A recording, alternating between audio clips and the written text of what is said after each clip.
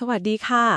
วันนี้เราจะมาคุยกันเรื่องงานศิลปะชิ้นสำคัญมากๆชิ้นหนึ่งนะคะภาพ Self-Portrait with Bandaged Ear ปี 1889 ของวินเซนต์ ฟานก๊อกค่ะ เป็นภาพที่ทรงพลังแล้วก็สะเทือนใจมากๆเลย จากข้อมูลที่เราได้มาวิเคราะห์กันเนี่ย วันนี้เราจะมาสำรวจกันค่ะว่าเบื้องหลังภาพนี้มีอะไรซ่อนอยู่บ้างทั้งเรื่องราวสไตล์แล้วก็ความหมายนะคะ ครับภาพนี้เนี่ยจริงๆมันเป็นมากกว่าแค่ภาพเหมือนตัวเองธรรมดาเลยนะครับมันเหมือนเป็นบันทึกช่วงเวลาสำคัญที่เจ็บปวดมากๆแล้วก็เป็นหน้าต่างส่องเข้าไปในจิตใจของศิลปินคนนี้เลยครับ งั้นเราเริ่มจากตรงที่เห็นชัดสุดก่อนเลยดีกว่าค่ะผ้าพันแผลที่หู ภาพนี้วาดตอนมกราคม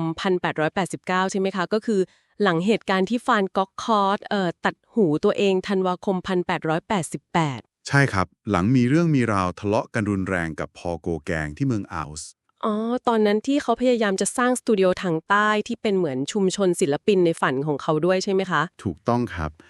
แล้วเหตุการณ์นั้นนะครับมันก็เป็นเหมือนจุดแตกหักสำคัญเลยที่สะท้อนว่าปัญหาสุขภาพจิตของเขาตอนนั้นมันเริ่มรุนแรงขึ้นมากๆแล้วที่น่าสนใจคือหลังจากวาดภาพนี้นะครับไม่นานเลยเขาก็ตัดสินใจเข้าโรงพยาบาลจิตเวชเอง อืม แล้วก็น่าเศร้าครับเพราะอีกแค่ประมาณ18 เดือนต่อมาเขาก็จบชีวิตลงแล้วตลอดชีวิตเขาเนี่ยเชื่อกันว่าขายรูปได้แค่รูปเดียวเองครับโห เป็นเรื่องที่ฟังแล้วสะเทือนใจจริงๆค่ะ แล้วความรู้สึกที่มันรุนแรงมากๆขนาดนั้นนะคะ มันส่งผลต่อวิธีที่เขาวาดภาพนี้ยังไงบ้างคะ เรากำลังพูดถึงยุค post impressionism กันอยู่ใช่ไหมคะช่วงนั้น ใช่ครับ post impressionism เนี่ยมันเหมือนก้าวไปอีกขั้นจาก impressionism ที่เน้นจับภาพแสงสีตามที่ตาเห็นจริงๆอะครับฟานก็อกอฟหรือศิลปินกลุ่มนี้เขาเหมือนจะบอกว่าแบบฉันไม่ได้จะวาดให้เหมือนเป๊ะๆหรอกแต่ฉันจะวาดให้เห็นว่าฉันรู้สึกกับมันยังไง อ๋อ คือเน้นความรู้สึก ครับเขาใช้สีสดมากๆฝีแปรงจะหนาๆหนักๆที่เรียกว่า impasto นะครับ Impesto นี่คือที่สีมันจะดูหนาๆนูนๆขึ้นมาจากผ้าใบเลยใช่ไหมคะ ใช่เลยครับสัมผัสได้ถึงพลังเลยแล้วก็มีการบิดเบือนรูปทรงนิดหน่อยเพื่อสื่อสภาวะข้างในออกมาการที่เน้นความรู้สึกมากกว่าความจริงเป๊ะๆแบบนี้ตอนนั้นคนมองภาพแนวนี้ยังไงคะ มันคงดูแปลกใหม่มากๆเลยสิคะ แปลกใหม่มากครับตอนนั้นมันเป็นช่วงคาบเกี่ยวพอดีกับการเริ่มของ expressionism ที่ให้ความสำคัญกับโลกข้างในของศิลปินเป็นหลักเลยมันคือการเปลี่ยนจากการพยายามจะบันทึกสิ่งที่เห็นเหมือน impressionism นะครับไปสู่การแสดงออกถึงสิ่งที่รู้สึกอืม ซึ่งแน่นอนว่ามันก็ท้าทายความคุ้นเคยของคนดูในยุคนั้นมากๆครับกลับมาที่ตัวภาพนะคะ นอกจากหูที่พันผ้าแล้ว สัญลักษณ์อื่นๆล่ะคะ มีอะไรที่น่าสนใจอีกบ้างที่ช่วยเล่าเรื่องความรู้สึกของเขาในตอนนั้น มีหลายอย่างเลยครับลองดูหมวกเฟอร์สีเข้มๆนั่นสิครับอาจจะสื่อถึงการพยายามปกป้องตัวเองหรือความรู้สึกเปราะบางก็ได้นะครับอืม แล้วไปที่คาบอยู่ล่ะคะ Type นี่ก็น่าสนใจครับอาจจะเป็นความสุขเล็กๆน้อยๆที่ยังพอมีอยู่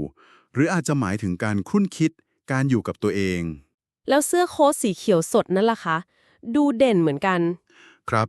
สีเขียวเนี่ยฟานก๊อกเขาชอบใช้แทนความหวังหรือการฟื้นตัวนะครับแต่บางคนอาจจะมองว่าสีเขียวสดๆแบบนี้ มันยิ่งไปขับเน้นความเจ็บปวดหรือเปล่าคะ เพราะมันดูขัดแย้งกับสภาพผ้าพันแผลมากๆเลย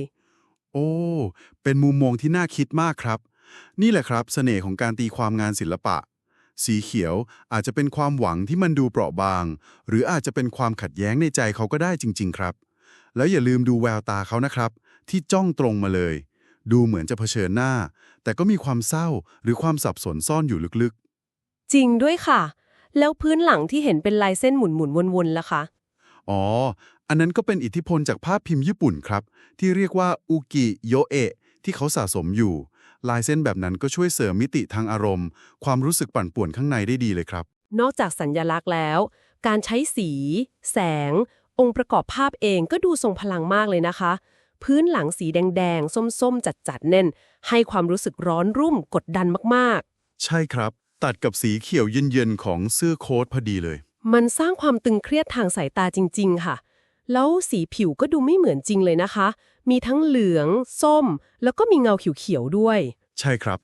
การใช้สีคู่ตรงข้ามแบบนี้เลยครับที่สร้างพลังให้ภาพมากๆส่วนในเชิงองค์ประกอบ การวางตัวเขาให้เยื้องศูนย์กลางนิดๆเนี่ยมันก็สร้างความรู้สึกไม่สมดุลเล็กๆนะครับอืม หัวดูเด่นเสื้อโค้ทเป็นฐานสามเหลี่ยมที่ดูเหมือนจะมั่นคงนะแต่ก็มีผ้าพันแผลเด่นออกมาไปป์ก็สร้างเส้นทะแยงมุมนำสายตาไปกรอบภาพก็ดูแคบๆด้วยนะคะทำให้เรารู้สึกใกล้ชิดกดดัน เหมือนถูกดึงเข้าไปในโลกของเขาเลย ถูกต้องครับทั้งหมดนี้มันช่วยขยายภาพเหมือนทางจิตวิทยาให้ชัดเจนขึ้นไปอีกสรุปแล้วทั้งหมดที่เราคุยกันมานี่ มันบอกอะไรเราเกี่ยวกับภาพนี้บ้างคะคือมันบอกว่าภาพเนี้ยเป็นมากกว่าแค่บันทึกเหตุการณ์นะครับแต่มันคือการสำรวจจิตใจตัวเองอย่างลึกซึ้งในช่วงเวลาที่วิกฤตมากๆเป็นตัวอย่างชั้นเยี่ยมเลยของการใช้ศิลปะแบบ post impressionism เพื่อแสดงออกถึงอารมณ์ที่ซับซ้อนข้างในเหมือนเป็นการเปลี่ยนความทุกข์ส่วนตัวให้กลายเป็นงานศิลปะที่สื่อสารกับเราได้ข้ามยุคสมัยเลยนะคะใช่ครับเป็นงานที่เกิดจากความเจ็บปวดจริงๆแต่ก็งดงามและทรงพลังมากๆครับน่าทึ่งมากค่ะครับแล้วก็มีคำถามหนึ่งที่น่าสนใจให้เราลองคิดตามกันดูนะครับในเมื่อฟานก็เขาเน้นถ่ายทอดสภาวะข้างในมากกว่าความจริงข้างนอกใช่ไหมครับลองจินตนาการดูเล่นๆว่าภาพนี้มันจะดูแตกต่างออกไปไหมถ้าหากว่าเขาวาดมันระหว่างที่วิกฤตทางอารมณ์กำลังพุ่งถึงขีดสุดเลยจริงๆแทนที่จะเป็นช่วงหลังจากเหตุการณ์ผ่านไปแล้วไม่นานแบบนี้โอ้ครับมันอาจจะทำให้เราเห็นความสัมพันธ์ระหว่างช่วงเวลาอารมณ์แล้วก็การสร้างสรรค์ที่มันต่างออกไปจากนี้ก็ได้นะครับ